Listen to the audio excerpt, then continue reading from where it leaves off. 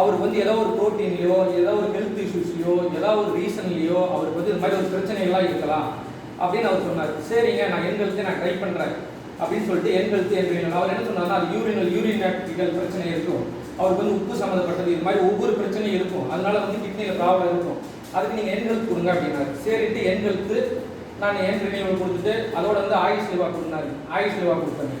இது 3 நான் கொடுத்துட்டு இருக்கப்ப அவருக்கு வந்து என்னன்னா கிட்னி ஆயுஷ் கிட்னின்னு சொல்லிட்டு ஒரு ப்ராடக்ட் இருக்குது.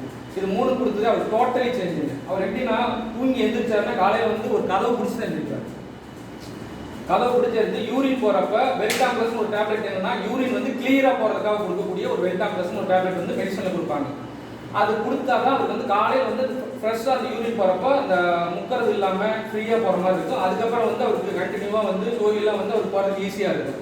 அந்த வெல்டாம்ப்ளஸ்லாம் நாங்கள் வந்து ஸ்டாப் பண்ணிவிட்டு சரி இதை கொடுப்போம் அப்படின்னு கொடுத்ததுக்கப்புறம் இப்போ எந்த இதுவுமே கிடையாதுங்க, அவருக்கு நார்மலாக இருக்காருங்க. இதை எனக்கு பார்த்ததே ரொம்ப நல்லா இருக்குது, இந்த ப்ராடக்ட் நல்லா இருக்குது, சரி இதை நம்ம என்ன பண்ணலாம் அப்படின்னு யோசிச்சுட்டு இருக்கிறப்ப இதை அப்பாவோட ரிசல்ட்டெல்லாம் பார்க்குறப்ப அக்காவுக்கு என்ன பிரச்சனைனா, அக்காவுக்கு வந்து தைராய்டு பிரச்சனை ஒன்றுங்க, அது இல்லாமல் பிளட்டில் வந்து அலர்ஜி ஆயிடுச்சுங்க. அந்த அலர்ஜிக்கு வந்து என்ன ரீசன் கேட்டிங்கன்னா மெடிசன்ஸ் அதிகமாக எடுத்துக்கிட்டது, டேப்லெட் அதிகமாக எடுத்துக்கிட்டது.